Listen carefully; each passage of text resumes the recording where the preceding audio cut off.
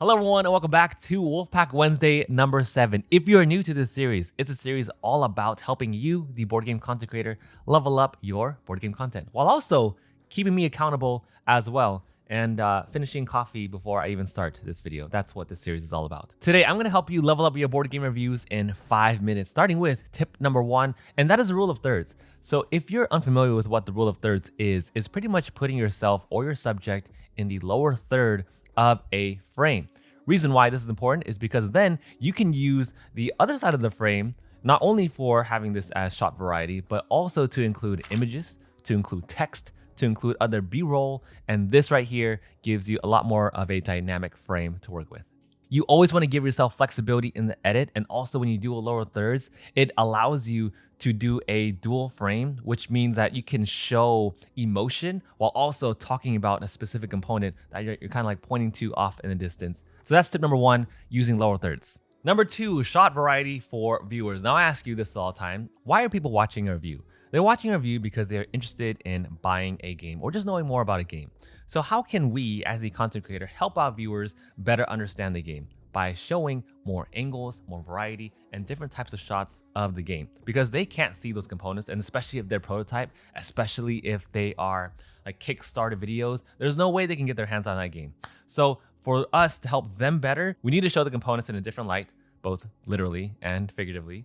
That way they have a better sense of how the game plays and what it looks like. Bottom line, the more visual information that we give to our viewers, then the more benefits it gives them. Tip number 3, isolation. Now, when we showcase our games, especially when doing a top-down shot, we show everything. So everything's in focus, and to the viewer, it looks nice because there's a lot of colors, a lot of different types of components, all kinds of shapes and sizes, but it really helps too, especially when you are honing in on a specific detail, to also isolate that mechanic in question or that component in question. When you do that, it simplifies the visual information that you're giving to viewers. Tip number 4, when do you use B-roll? And first off, this right here is A-roll. This is the main angle shot. B-roll is filming the components to overlay with your dialogue. So you should use B-roll when you're giving an overview of the game mechanics, like in the beginning of the reviews, when you're telling people about how the game works and how different phases of the game play out. But for me, I think you shouldn't use B-roll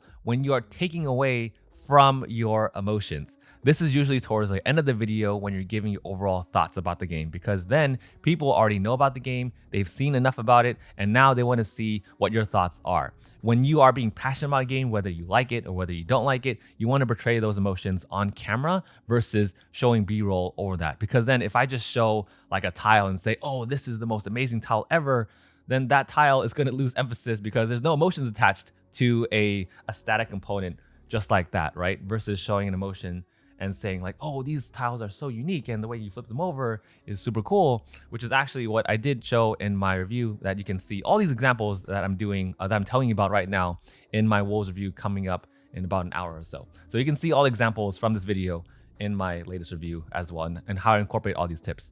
Which leads us now to tip number 5, and that is to plan for text. Usually it helps when you shoot in like extreme light conditions or extreme dark conditions, because then you can use black text or white text. If I were to put like yellow text over here, it's super hard to see, right? But this tip also complements the other ones when we're talking about shot variety, when we introduce all that negative space, and we're also doing isolation for components, then those are really good instances to use text. Overall, when you plan for text, it adds emphasis and breaks down your conversation. And those right there are 5 filming tips that I hope can help you in some way in your board game reviews. These are all things that I do all the time in all of my reviews. So again, I will link the video down below, which will be live momentarily, for my Wolves review, so you can see how all of this plays out in one of my actual latest reviews, which I think I haven't filmed a review since like 3 months. So it's been a while, but I've been learning a lot, and that's why I wanted to share this all with you. But you know, honestly, it's a good thing. When I have those large gaps, it's because I'm learning. That way I can share it all in a more refined way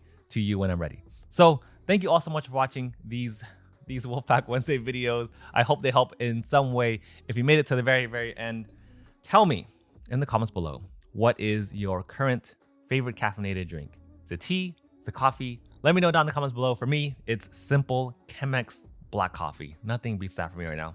But yeah, thank you all so much for watching, and I'll see you all next Wednesday.